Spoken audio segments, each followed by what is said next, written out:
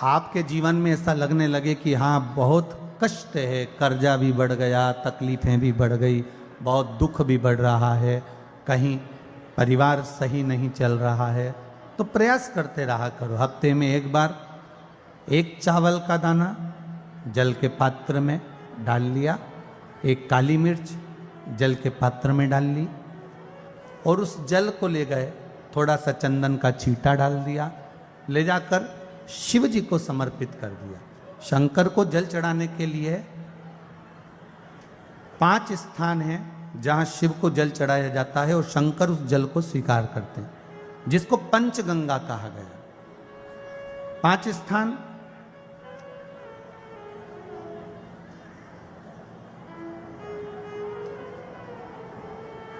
अच्छे से समझ लीजिएगा, जब भी शिव मंदिर में जाएं तो ये 5 स्थान शिव को जल चढ़ाने के लिए ये रखा है। शिवलिंग, गोल जलाधारी, ये चरण जहाँ से पानी नीचे की ओर जाता है। शंकर भगवान के 13 बच्चे हैं, 13 की 13 बच्चे, शिव जी का संपूर्ण परिवार, 33 कोटि देवता, 64 योगनियां, सब शिवलिंग के आसपास में। आप शंकर जी के मंदिर में जाकर ये कभी ना विचार करना कि पार्वती जी को ढूंढना पड़ेगा या गणेश जी को ढूंढना पड़ेगा या कार्तिकेय जी को ढूंढना पड़ेगा या भैरव को ढूंढना पड़ेगा। हमें शंकर के मंदिर में जाकर किसी देवता को ढूंढने की जरूरत नहीं है। जहां शंकर भगवान का शिवलिंग रखा हुआ है वो माता जी का हस्तकमल है, माता पार्वती जी का स्थान है। जहां शिवलिंग रखा है वो शंकर भगवान है।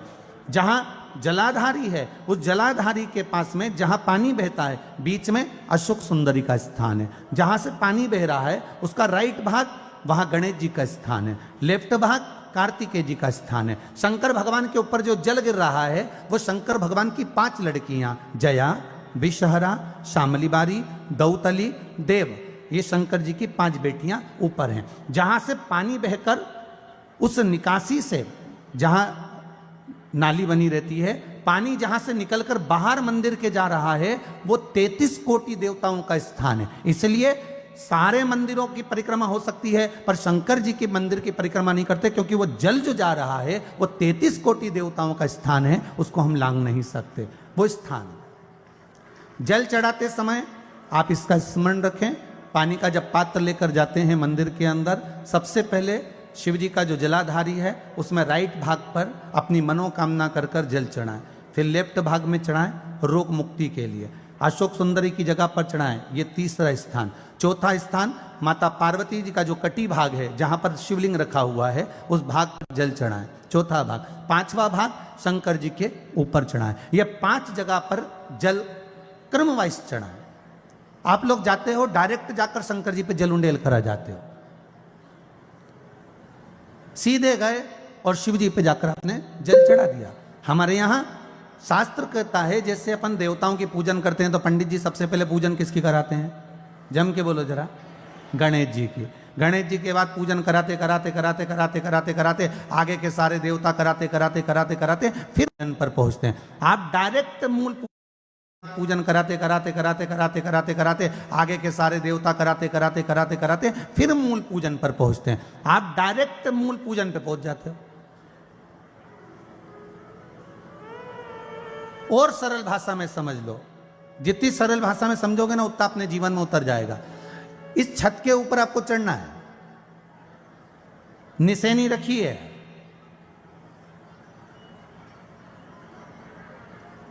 पाए लगे हुए हैं, आप कैसे चढ़ोगे? एक एक पाए पर पांव रखकर चढ़ोगे कि डायरेक्ट पहला पे रखोगे आखिरी पर? जम के बोलिए जरा, एक एक पाए पर पांव रखोगे ना कि धीरे धीरे हमको चढ़ना है। उसी तरह शिव मंदिर में पहुंचने के बाद पहला गणेश स्थान, कार्तिकेय स्थान, अशोक सुंदरी का स्थान। अशोक सुंदरी के स्थान पर जल क्यों चढ़ाया जाता है? क्योंकि भगवान शंकर की सबसे छोटी लड़की जो है वो अशोक सुंदरी है। और ये जो छोटी लड़की है अशोक सुंदरी, ये नारी को अखंड सौभाग्यता का वर प्रदान करती है। कौन सी नारी को? किस नारी को अखंड सौभाग्यता देती है? तो महाराज शास्त्र कहता है जिस नारी के भाग्य में लिखा होता है कि इसको वैधव्य होना है, इसके पति को समाप्त होना है। अगर वो नारी अशोक सुंदरी वाली जगह पर जल चढ़ा देती है तो पति पर अगर काल भी मंडरा रहा होता है तो मां अशोक सुंदरी महाकाल से कहकर काल को टाल देती है। वो अशोक सुंदरी का स्थान, वो माता अशोक सुंदरी का स्थान।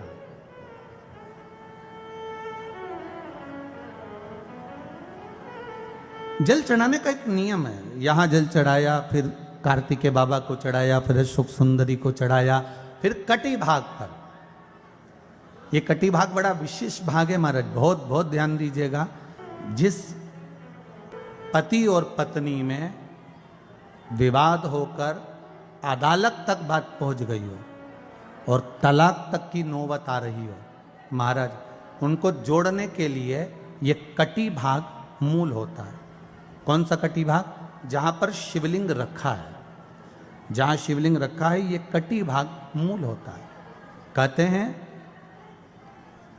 5 सोमवार लिंग पुराण वर्णन कर रही है।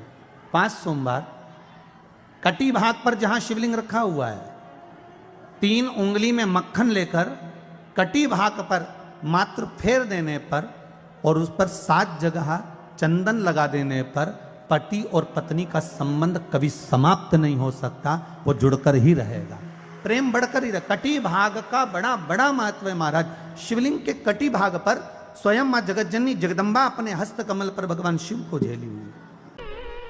धर्म पत्नी से संतान नहीं, औलाद नहीं, बड़े दुखी है, बड़े दुखी। अच्छा, संतान नहीं हो, किसी नारी की गोद अगर, स्त्री की गोद अगर खाली रह जाए तो भी दुख होता है उसको कि मेरे घर में औलाद नहीं, संतान नहीं। हम कई बार कहे, आज फिर कहते हैं, ये टेस्ट भी बाद में कराना, सारी जांचें बाद में कराना। एक बार शंकर का भजन कर कर देख लो। सब जगह से अगर हार जाओ और सारे रिपोर्ट आपकी आपने सब दूर दिखा ली तो एक बार शंकर पर भरोसा कर कर तुम रुका जी का नाम लेकर सफेद आंकड़े की जड़ को शिव जी पे से रजस्वला धर्म के 7वें दिन 21 बार घुमा लो। नाम गोत्र बोलकर कमर में लाल धागे में बांध लो। पीपल के पत्ते शिव जी को चढ़ाओ, उठाकर लाओ।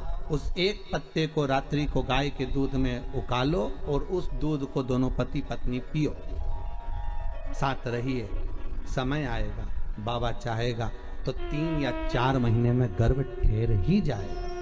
सारे डॉक्टर को दिखा लिया अपनी जगह, टेस्ट भी करवा लिया अपनी जगह, पर एक बार प्रयोग, और वो विश्वास रखकर करना पड़ेगा। शंकर पर जो भी कार्य कर रहे हो आप, जो उपाय कर रहे हो आप, शिव का स्मरण कर, भगवान पर अगर विश्वास रखोगे, भरोसो दृढ़ इन चरणन कहो, श्री वल्लभ नक चंद्र छटा बिन सब जगह माही अंधेरो। अगर भरोसा है तो शंकर है, और भरोसा नहीं तो शिव कहां से।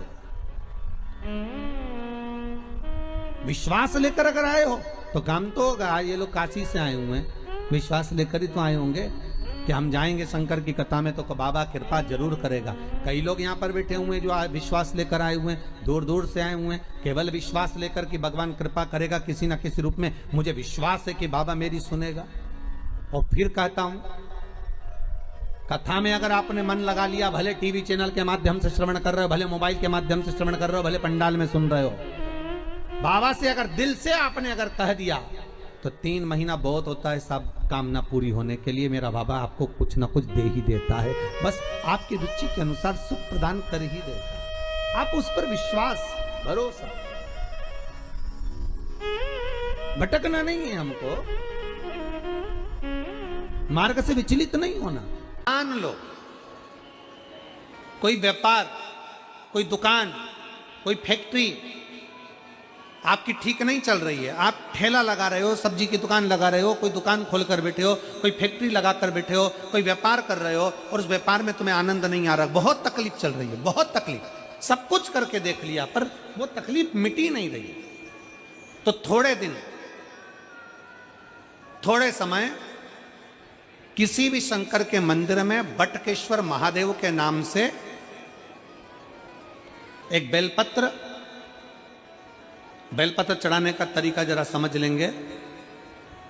आप अगर जिस दिशा में खड़े हो। अगर आप शंकर के शिवलिंग के इधर हो तो बेलपत्री का डंडी का मुख आपकी ओर होना चाहिए। आप इधर हो तो डंडी का मुख उधर हो, आप उधर हो तो डंडी का मुख उधर हो, आप इधर हैं तो डंडी का मुख इधर हो। बटकेश्वर महादेव के नाम से शंकर जी के मंदिर में एक बेलपत्री पर डंडी का मुख अपनी ओर होना चाहिए। जो डंडी है इसका मुख अपनी ओर। बटकेश्वर महादेव के नाम से एक बेलपत्र शंकर भगवान को समर्पित करो बटकेश्वर महादेव के नाम से। और बेलपत्र चढ़ाने के बाद में जो तुम्हारे कलश में जो जल है, लोटे में जो जल है, वो 7 बार,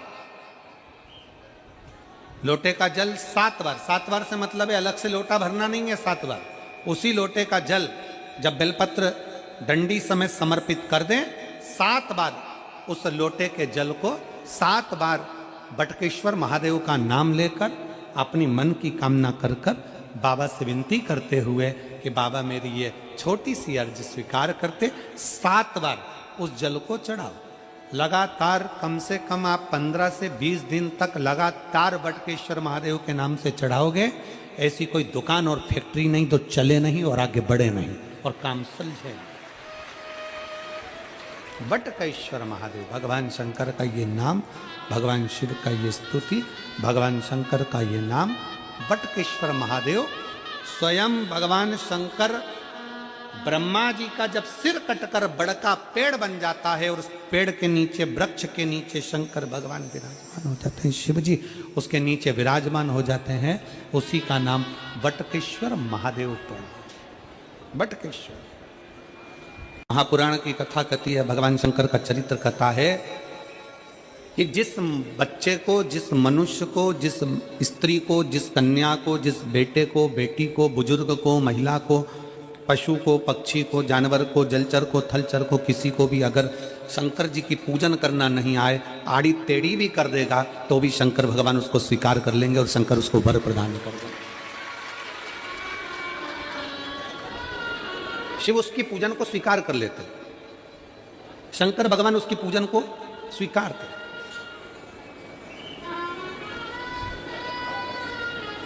कोई दुनिया में आकर तुमसे कह देना कि मैं इतना विद्वान हूं कि मैं भगवान की पूजन सबसे अच्छी करता हूं। अगर कोई तुमसे आकर कह दे कि मैं सबसे ज्यादा विद्वान हूं, शंकर जी का अभिषेक मैं बहुत अच्छे से करता हूं। कोई तुमसे आकर कह दे कि मेरी पूजन में कोई कमी नहीं रहती, मैं इतनी अच्छी पूजन करता हूं।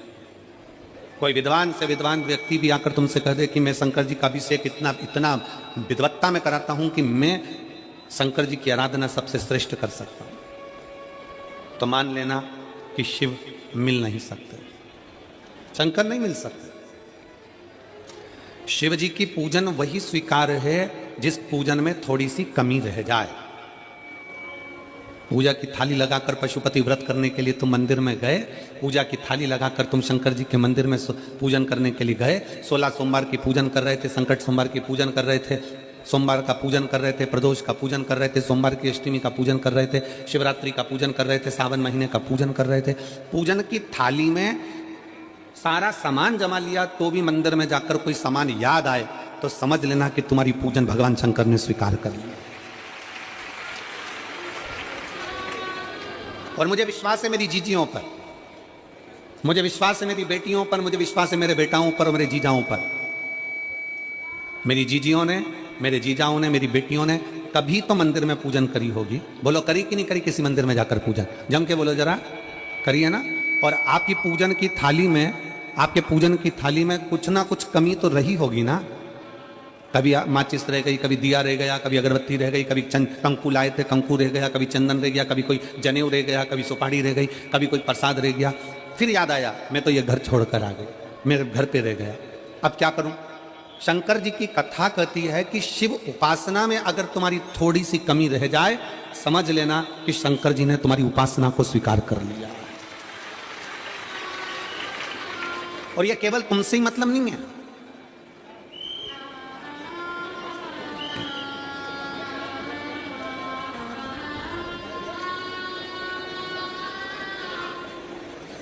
केवल आपसे मतलब नहीं है कि आपकी पूजन में ही, उपासना में कमी रह जाए। ये शंकर भगवान का वर है, ये शिव जी का वर है किसको? भगवान नारायण को। जिस समय पर नारायण ने संकल्प लिया था कि सावन के महीने में 108 कमल के पुष्प रोज समर्पित करूंगा। सुनिए कथा सबने, 108 कमल के पुष्प भगवान नारायण ने संकल्प लिया कि मैं भगवान को रोज दूंगा। रोज 108 कमल के पुष्प मंगवाते देते। सावन का आखिरी दिन था, सावन का आखिरी दिन, और सावन के आखिरी दिन भगवान नारायण 108 कमल के पुष्प लेकर भगवान को चढ़ाने के लिए जैसे ही बैठते से ही जैसे ही चढ़ाने के लिए बैठे, वैसे ही एक कमल का पुष्प कम रह गया। लक्ष्मी जी से कहा जाओ जल्दी से कमल का पुष्प लाओ। लक्ष्मी जी कमल का पुष्प ढूंढती रही, नहीं मिला। सब दूर देखा, सारी जगत में देखा, पर कमल का पुष्प लक्ष्मी जी को नहीं मिला। लक्ष्मी जी को कमल का पुष्प नहीं मिला। आखिरी में पूजन की थाली में कमल का एक पुष्प कम रह गया। भगवान नारायण ने अपना आंख निकालकर भगवान शंकर को समर्पित कर दिया। क्या निकालकर समर्पित करी? अपनी एक आंख। और जब भगवान ने अपनी एक आंख निकालकर भगवान को समर्पित करी, उस दिन का नियम है आज तक, अगर पूजन की थाली में कोई कमी रह जाती है, पूजन में कोई कमी रह जाती है, तो एक आंख मतलब आखा चावल। आखा चावल जानते हो आप लोग? जम के बोलो जरा। आखा मतलब पूरा। हम आंख तो भगवान को नहीं दे पा रहे इस संसार सागर में, कलिकाल में। एक आंख के बराबर आखा चावल, एक आखा चावल पूरी पूजन होने के बाद शंकर जी को समर्पित कर दो। शिव भगवान नारायण की आंख के बराबर उसको स्वीकार कर लेते। भगवान शिव उसको स्वीकार कर लेते, शंकर भगवान उसको स्वीकार कर लेते, शिव उसको स्वीकार कर लेते। भगवान नारायण ने एक आंख भगवान शंकर को दे दी। शंकर भगवान ने अपना सुदर्शन चक्र भगवान विष्णु को दे दिया। भगवान शंकर त्रिनेत्रधारी हो गए और भगवान नारायण सुदर्शन चक्रधारी हो गए। सुदर्शन चक्रधारी 108 कमल के पुष्प में से एक पुष्प अगर छुपाने वाला कोई था तो वो देवाधिदेव महादेव थे।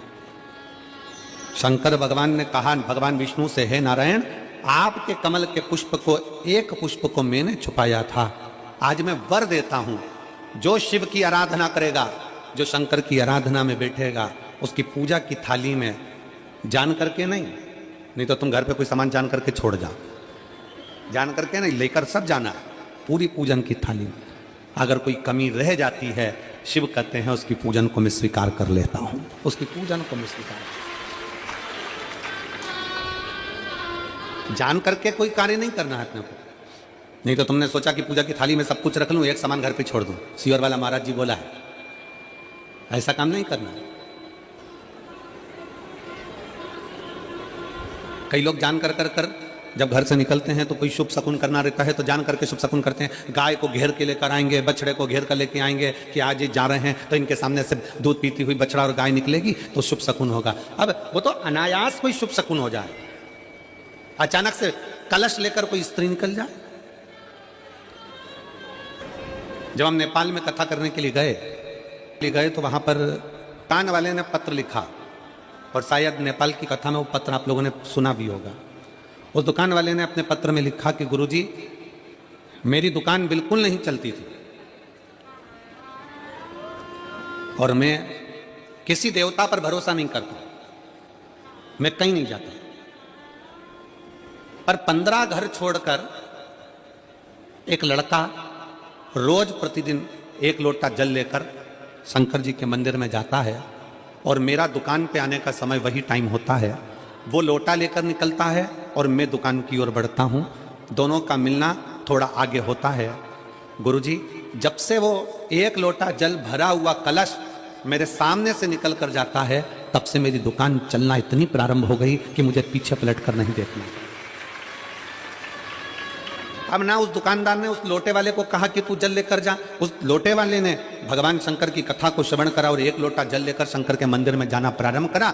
संसार के ऐसे कई शिव भक्त हैं जो अपने घर से एक लोटा जल लेकर शिव जी के मंदिर में जाते हैं। कोई सुबह सुबह निकल कर जा रहा होता है, भरा हुआ लोटा उसके सामने से निकलता है तो शुभ शकुन हो जाता है और जाते हुए का कार्य सफल हो जाता है। अपने आप मंगल शकुन हो रहा है,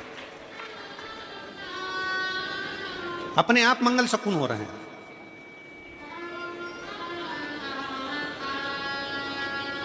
ना जाने कितनों के कार्य अपने आप हो रहे हैं और कर का हो जाता है और शिव उसको स्वीकार कर लेते हैं। लंबी बाती का प्रमाण अलग होता है। लंबी बाती क्यों लगाई जाती है? भगवान के मंदिर में दीप में, देवियों की पूजन में, लक्ष्मी की वृद्धि के लिए। कौन से देवता के यहाँ लंबी बत्ती लगती है और कौन से देवता के यहाँ गोल बत्ती लगती है, उसका भी प्रमाण वर्णन। किसी देवी की पूजन करो तो लंबी बत्ती आती है, कुल देवता की पूजन करो तो लंबी बत्ती आती है। किसी मंदिर में किसी देवता को लगाने जाओ तो गोल बत्ती लगती है, उसका भी प्रमाण है। लंबी बत्ती जहां लगाई है, अगर लक्ष्मी के सामने लगाई है तो लक्ष्मी की लंबाई बढ़ती है, लक्ष्मी की वृद्धि बढ़ती है। अगर कुल देवता के नाम की लगाई है तो वंश की वृद्धि होती है। इसलिए हमारे यहाँ अमावस्या पूनम को जो पाटे वाटे भराते हैं उसमें गोल बत्ती नहीं लंबी लगाई जाती है, जिससे हमारा वंश बढ़े। नवरात्रि में देवी जी की जो बाती लगाई जाती है वो लंबी लगाई जाती है, गोल नहीं। क्यों? क्योंकि जिससे माँ हम पर कृपा बना कर रखे, हमारा वंश खूब बढ़े, हमारे यहाँ लक्ष्मी की वृद्धि हो। स्थिर बाती, गोल बाती लगाई जाती है ब्रह्मा के मंदिर में, इंद्र के मंदिर में, देवता के मंदिर में। तुलसी के सम्मुख में लंबी बाती नहीं लगती, तुलसी के सम्मुख में गोल बाती लगाई जाती है महाराज, जिससे स्थिरता का भाव केंद्रित हो।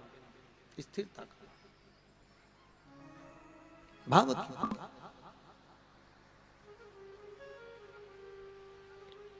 पीपल के वृक्ष के नीचे कभी लंबी बाती नहीं लगती, बड़ के पेड़ के नीचे कभी लंबी बाती नहीं लगती, आंवले के पेड़ के नीचे कभी गोल बाती नहीं लगती। आंवले के वृक्ष के नीचे लंबी बाती लगना चाहिए। धन की वृद्धि, सुख समृद्धि। तुलसी के पौधे के नीचे लंबी नहीं लगती, गोल बाती लगती। बातियों का भी प्रमाण है।